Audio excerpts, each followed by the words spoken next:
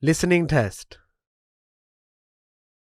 You will hear a number of different recordings and you will have to answer questions on what you hear. You will have time to read the instructions and questions and you will be given time to check your work. All the recordings will be played once only. The test is in 4 parts. Now turn to part 1. You will hear a conversation between a tax office employee and a woman who wants to apply for a tax number. First, you have some time to look at questions 1 to 4.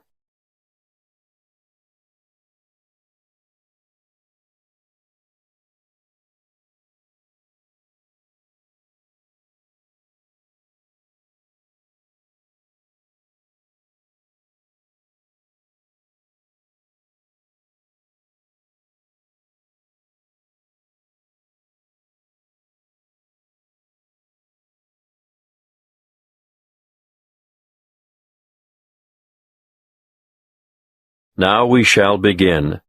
You should answer the questions as you listen, because you will not hear the recording a second time. Listen carefully and answer questions 1 to 4. Good morning, tax office. How can I help you? I'd like to apply for a tax file number. Are you a citizen? No, but I'm told I still need a number. So what is your residency status? Are you a permanent migrant or perhaps a temporary visitor? Oh, I'm a permanent migrant.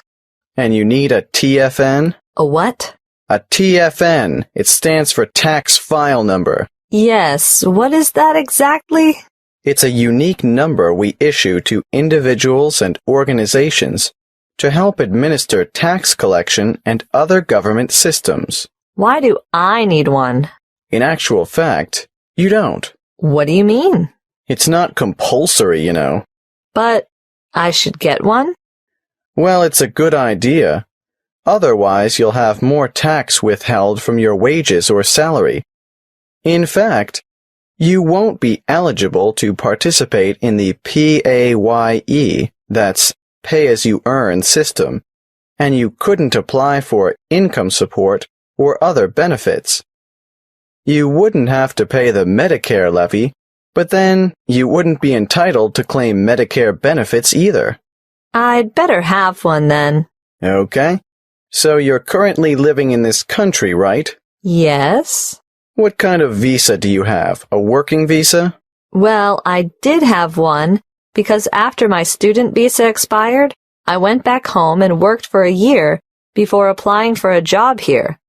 The job turned out to be permanent and full-time, and my employers wanted me to settle here.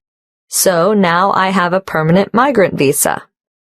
Now, once you have a file number, you never need to reapply. Even if your circumstances change, for example, if you get married or decide to take an English name, they'll even use the same one when you retire and apply for a government pension. I see. Have you ever had a TFN before? No. Right. Let's get on with the application process now. Before you hear the rest of the conversation, you have some time to look at questions 5 to 10.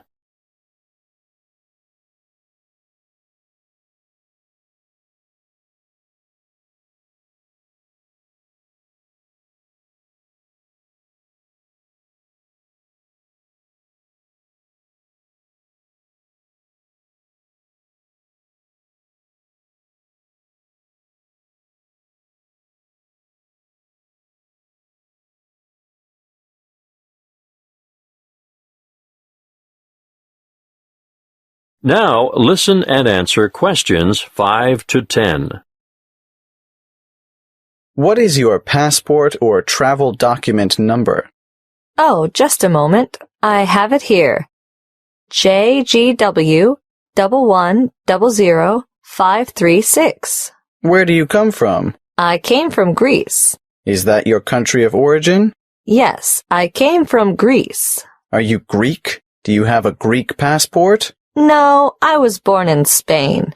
I have a Spanish passport, but I've been living in Greece. And where do you live now? Where will the department send your TFN? That's 1339 Harbor Drive, Hollywell. Postcode? 1517. Thank you. Now, what's the best way to get in touch with you? By phone, you can ring my landline number, 0955775076. I'm sorry, I haven't got a cell phone at the moment. I see. Can you give me the details of someone else we could contact if we can't get you during office hours? That would be my landlady, What's her name? Martha Pierce. Is that Pierce, P-I-E-R-C-E? No, it's P-E-A-R-C-E. And her number is? The same as the one I gave you. Yes, I've got that. Now, for some more personal details, what title do you use? Excuse me? Are you Mrs., Miss, or Ms.? I'm not married. Put me down as Miss. All right. What's your surname? Farina. What's your first name? Maria. Do you have a second or middle name? Well, two, actually. What are they? Rosa Anna.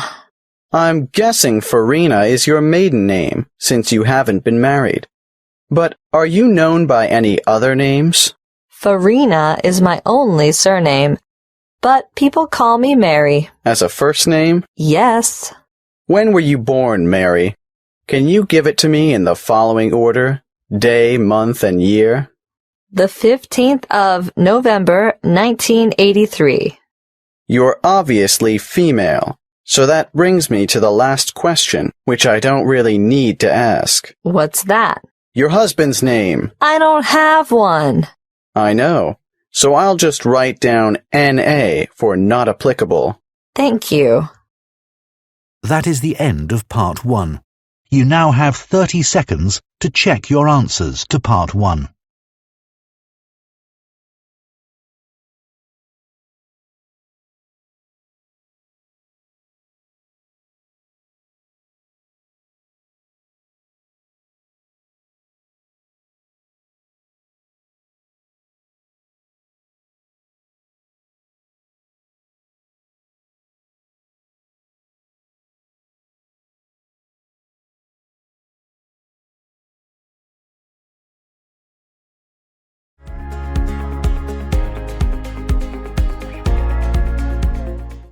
Part 2.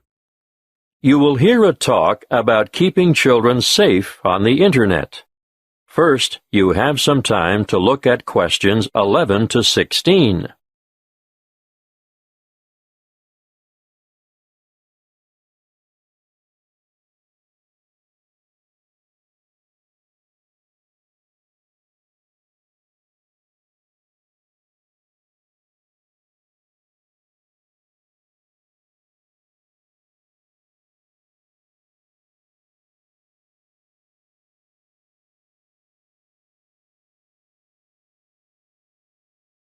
Listen carefully and answer questions 11 to 16. Thank you for coming. It's good to see so many of you interested in keeping your children safe on the Internet. What's in store? Well, firstly, I'm going to talk in general about some common sense ideas and rules for young ones using the computer. Then, I'll give you some information on free educational websites. Finally, we'll finish with question time. I'm sure most of you think that the Internet can be a frightening place in which to let your children roam loose. But let me remind you that it can also be a fountain of knowledge and education. The trick is to avoid the former and utilize the latter. There are programs available both in your local electronics supply shop and free to download that will keep your child safe to a certain degree on the World Wide Web. A popular one is Online Family Norris, which bars things like military and social websites.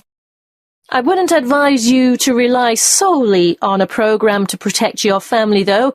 As good as it is, you cannot abdicate your responsibility as a parent. I'm sure you all know that, or you wouldn't be here. When all is said and done, the best way to keep children safe is to educate them and keep an eye on them. For this reason, you should make sure the computer which your child uses is kept in a communal space, where you can look over their shoulder from time to time. It is paramount that you teach them never to divulge their proper or full name, and to never provide personal information, such as where they live or what their phone number is. Tell them that online friends must remain just that, online, unless they are supervised. It is difficult, I know, to teach children about the dangers of the world when they are so naive, so trusting and innocent. But without going into great detail, you must alert them to the possibility that the people they are chatting with may not be who they say they are. It's also sensible not to give them their own email address until they are old enough to use the internet safely. So, all communication from websites will go through you. When they are old enough to use social sites like Facebook and MySpace, teenagers need to know that whatever postings they put on the web will remain accessible forever. Nothing is ever really deleted there. And embarrassing pictures or remarks may come back to haunt them one day. For instance, when they apply for a job, they could jeopardize their chances, as the employer or human resources staff will look on the web to find out more about their potential employee, and they may be shocked by what they find there, not the sort of stuff an applicant would want on his or her CV. It can also make them more vulnerable to bullying. Unfortunately, bullying on social sites is another thing to look out for, and I have to tell you, it's on the increase.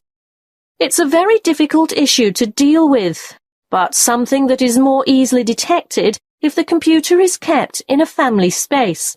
If we can put these negative issues aside, let's not forget that the internet is also a wonderful place for children of all ages. Teenagers may be mostly networking on social sites or completing research that they've been asked to do as part of their homework assignments, but younger children can get assistance with mathematics, spelling, and reading on a variety of free and paid-for sites. Before you hear the rest of the talk, you have some time to look at questions 17 to 20.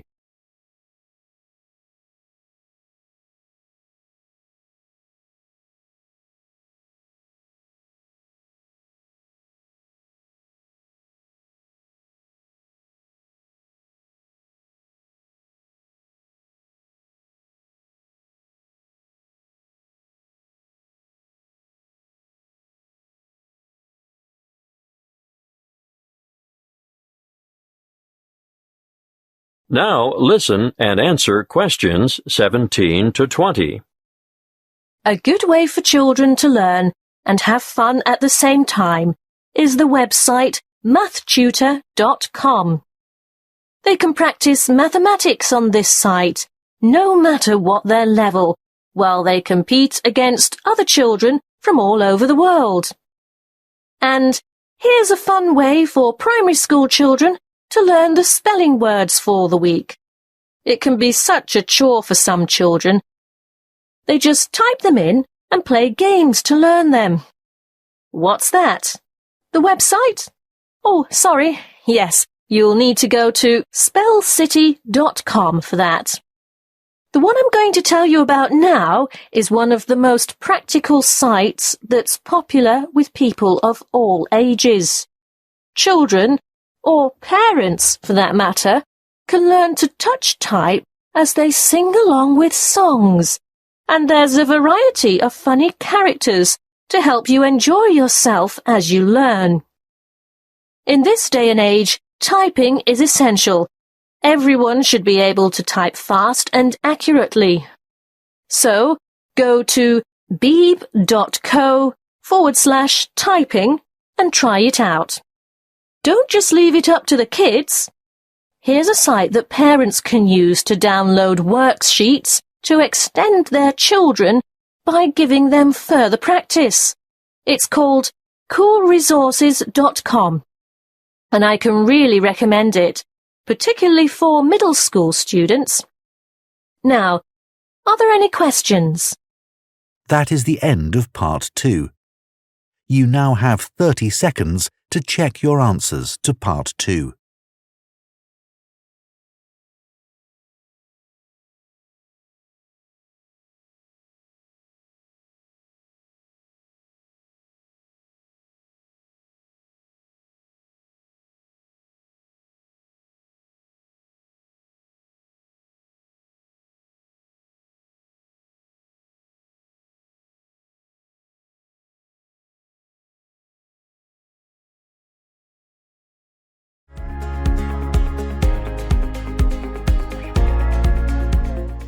Part 3.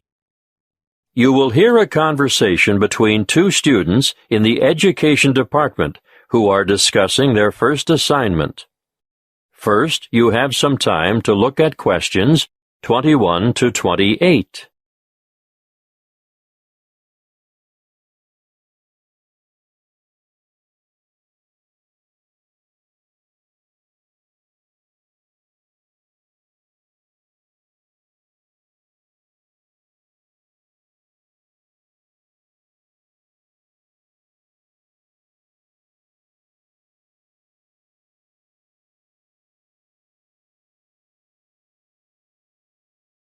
Listen carefully and answer questions 21 to 28. Hey, Ted, what are we going to do about this assignment? Well, Cleo, I think it's pretty straightforward. Oh? Yeah. The topic is why study abroad? I suggest we do a survey of international students, collate the responses, make a graph, and exhibit our findings in the form of a poster. Wow, you have given this some thought, haven't you? Of course. This is only the first assignment. There will be a lot more to come. So let's get this one out of the way quickly. Well, how do we do the survey? I think we need to find a good selection of foreign students. So, how about we go over to the English language school at lunchtime and talk to some of the students there? That's not a bad idea. But we shouldn't limit ourselves to that department. Why not? Well, think about it. They'll all give the same reason, to learn English. Of course, you're right. Well, one of us could cover the language school, and the other could go around the business school. Yes, I know there are a lot of internationals there, too. But I think a random sample from foreign students on campus might give us a better range of answers. What are we going to ask them? Why are you studying abroad? An open question like that could mean we get hundreds of different responses. It would be better if we made up, say, 10 reasons and asked each respondent to place them in order of importance. You're right. That would certainly make collation easier. Any ideas about what these 10 reasons might be? Sure. I've got enough foreign friends to know quite a lot about what motivates them. Okay. Number 1 is... I think that's obvious. How about study abroad is the best way to learn a language? And number 2 is obvious as well. I know. Study abroad gives you the chance to travel. What's third? It's either culture or friendship. Okay, let's go for culture. Study abroad gives you first-hand experience of a different culture. Not just that, but it gives you new experiences as well. Not all of them are good, but it's meeting those challenges and adapting to new situations and solving problems and so on. Let's make that a separate reason. How about study abroad, will compel you to develop new skills? Sounds good. Then study abroad promotes international friendship. What are we up to now? Wait, that was number 5.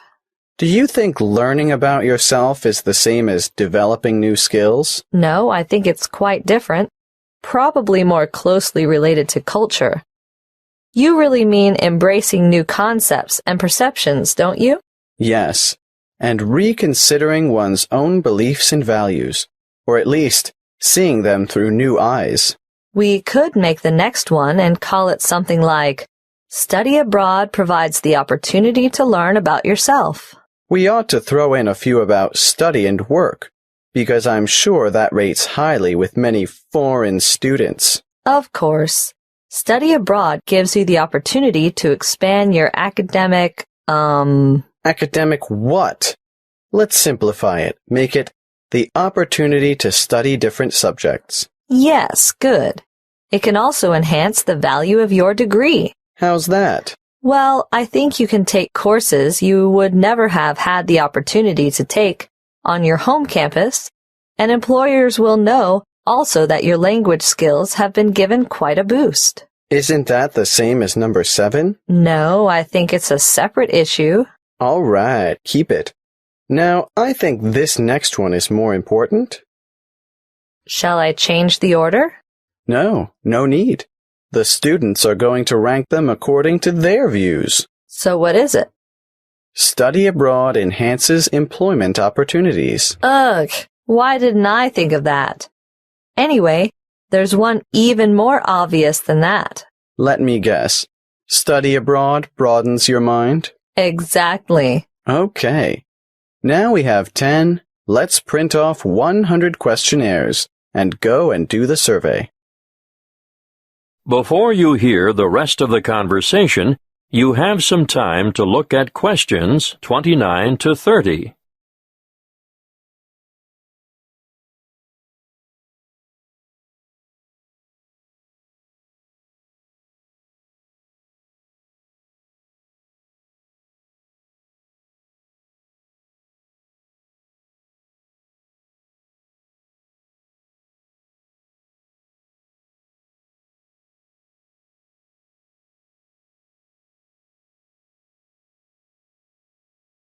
Now listen and answer questions 29 to 30. Did you hear about the National Geographic survey of American students between the ages of 18 and 24? Yes. It sounds as if they could benefit from study abroad. Did you know that only 1% of U.S. students currently study abroad? Anyway, back to that National Geographic survey. It was carried out internationally, and it was Sweden that came out on top. It's really amazing, isn't it? When given a map of the world, only 13% of American students were able to find Iraq, and the same for Iran. I know, and not surprisingly, I suppose, Afghanistan didn't fare much better. 83% couldn't locate it on the map. There must be something about that region. 76% couldn't identify Saudi Arabia either. But Asia didn't come off much better. Over half the students couldn't find Japan on the map. But do you know what's really incredible? Yes, I do. 11% of them couldn't even find their own country. It's no wonder the USA scored near the bottom, only 2 points above Mexico, which was ranked last. That is the end of Part 3. You now have 30 seconds to check your answers to Part 3.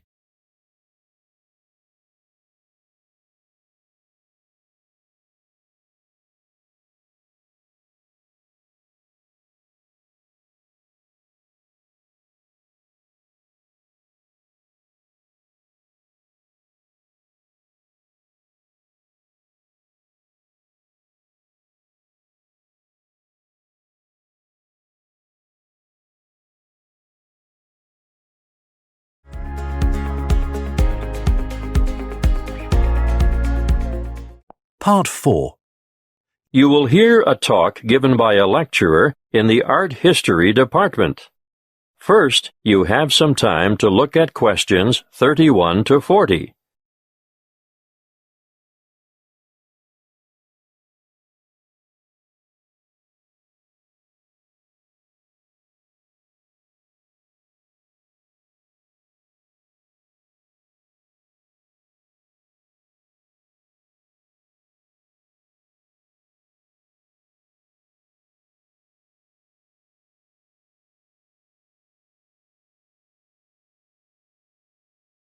Listen carefully and answer questions 31 to 40. In this lecture today, I'm going to introduce you to an American painter, Charles Willson Peale. You may be familiar with his portraits, but did you know that he never even saw a painting till he was a grown man? He was born in Maryland in 1741. His father died when he was 9, and the family struggled financially for the next few years, and Charles became a saddle-maker's apprentice. One day, he went to Norfolk for supplies, and there he saw paintings for the first time. He thought they were so bad that he felt sure he could do better, so he decided to make painting his career. In 1766, he went to London to study painting with Benjamin West. Whilst there, he painted this portrait in 1768. See Slide 1, Pitt as a Roman senator. Notice how elaborately symbolical this portrait is. The symbolism arises, of course, from Pitt's famous speech to the British Parliament, where he draws an analogy between the ancient Roman Senate's view of a barbaric Britain and the prevailing European view of the time of a barbaric African continent fueling the slavery trade. Perhaps you didn't know that the Romans used Britons as slaves. But I digress. Back to Peale. He returned to America and in 1772 painted the first ever portrait of George Washington. See Slide 2.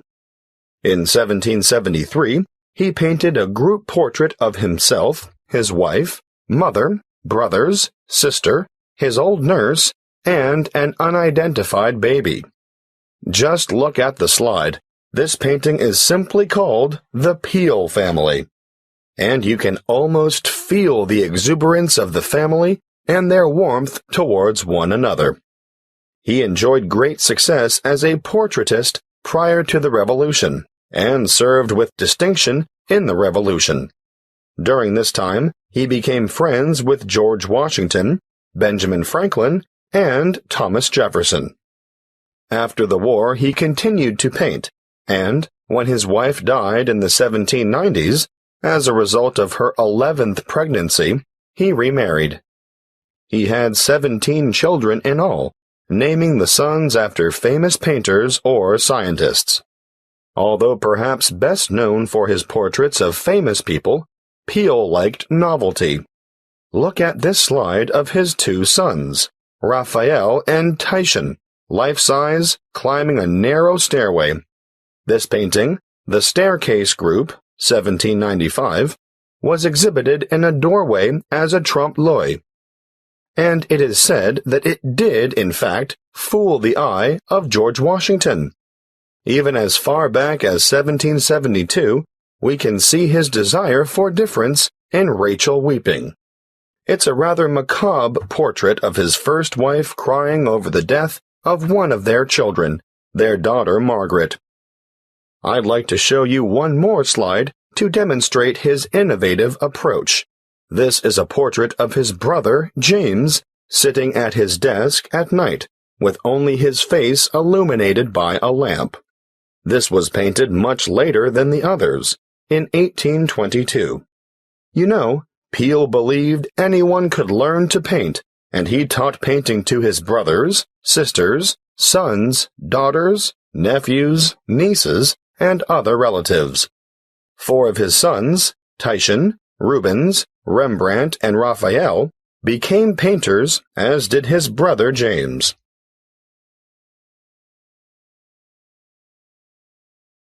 Before I finish, I'd like to tell you a bit more about Peale.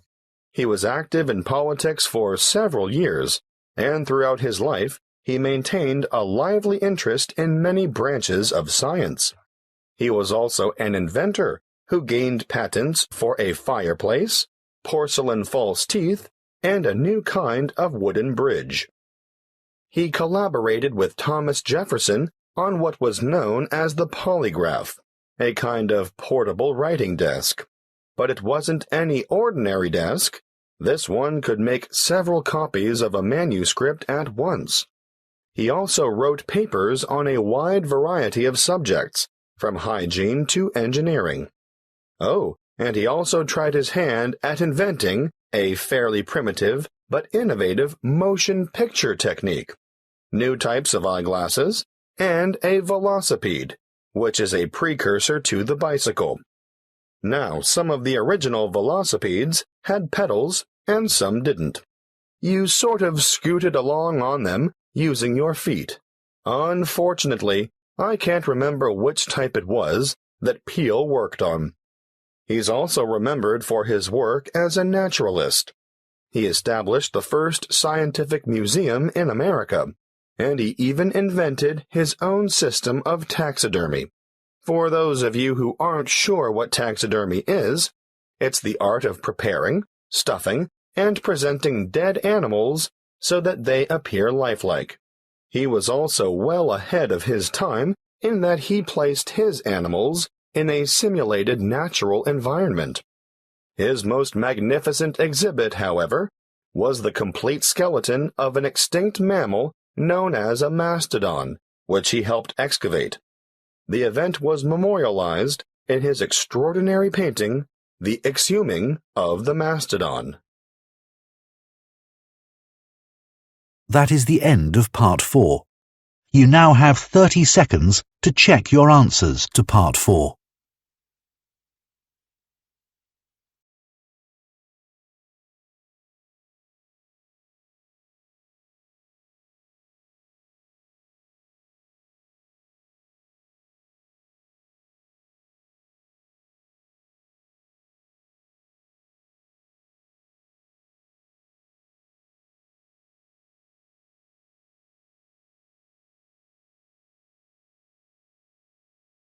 That is the end of the listening test.